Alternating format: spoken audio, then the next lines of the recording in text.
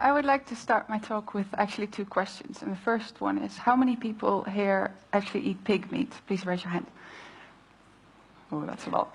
And how many people have actually seen a live pig producing this meat in the last year? In the Netherlands, where I come from, you actually never see a pig, which is really strange, because on a population of 16 million people, we have 12 million pigs. And, well, of course, the Dutch can't eat all these pigs. They eat about 1/3, and the rest is exported to all kinds of countries in Europe and the rest of the world. A lot goes to the UK, Germany. And what I was curious about, because historically the whole pig would be used up until the last bit, so nothing would be wasted. And I was curious to find out if this was actually still the case. And I spent about 3 years researching, and I followed this one pig with number 05049 all the way up until the end, to what products it's made of. And in these years I met all kinds of people, like for instance farmers and butchers, which seems logical. But I also met aluminium mold makers, ammunition producers, and well, all kinds of people.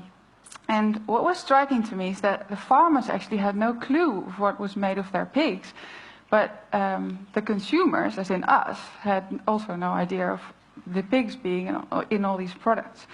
So what I did is I took all this research and I made it into well, basically it's a product catalog of this one pig, and it carries a duplicate of its ear tag on the back.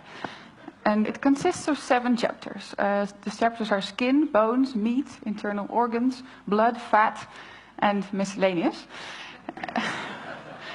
In total, they weigh 103.7 kilograms. And to show you how often you actually meet parts of this pig in a regular day, I want to show you some images of the book. You probably start the day with a shower. So in soap, fatty acids made from boiling pork bone fat are used as a hardening agent, but also for giving it a pearl-like effect. Then if you look around you in the bathroom, you see lots more products like shampoo, conditioner, anti-wrinkle cream, body lotion, but also toothpaste. Then so before breakfast, you've already met the pig so many times. Then at breakfast, the pig that I followed, the hairs of the pigs, or proteins from the hairs of the pig, were used as an improver of dough. Well, that's what the producer says, it's improving the dough, of course. In low-fat butter, or actually in many low-fat products, when you take the fat out, you actually take the taste and the texture out. So what they do is they put gelatin back in order to retain the texture. Well, when you're off to work, under the road or under the buildings that you see, there might very well be cellular concrete, which is a very light kind of concrete that's actually got proteins from bones inside, and it's also fully reusable. In the train brakes, at least in the German train brakes, there's this part of the brake that's made of bone ash. And in cheesecake and all kinds of desserts, like chocolate mousse, tiramisu, vanilla pudding, everything that's cooled in the supermarket, there's gelatin to make it look good.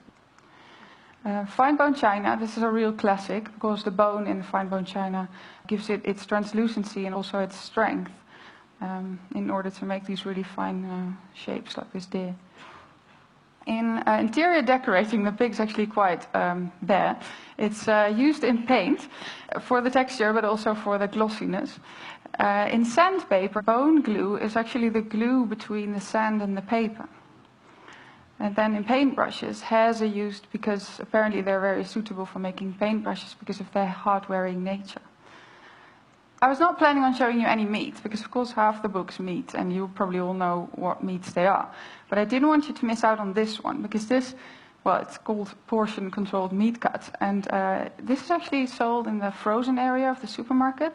And what it is, it's actually steak. So this is sold as cow.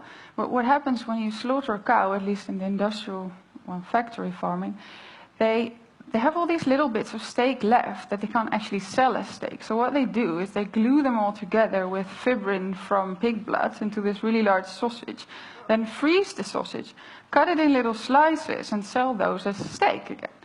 And this also actually happens with tuna and scallops.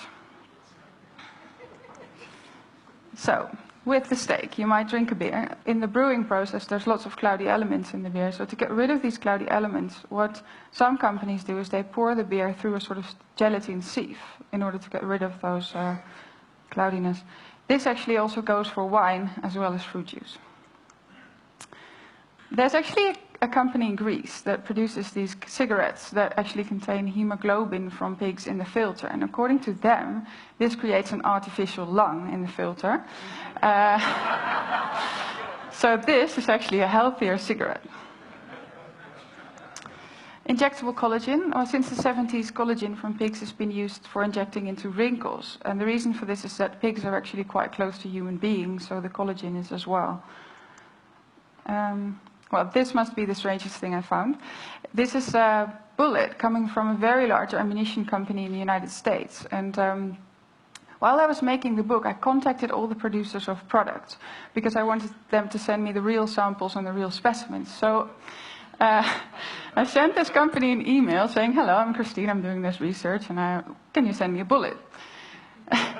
And, well, I didn't expect them to even answer my email, but they answered, and they said, "Well, thank you for your email, what an interesting story. Are you in any way related to the Dutch government?" I thought that was really weird, as if the Dutch government sends emails to anyone.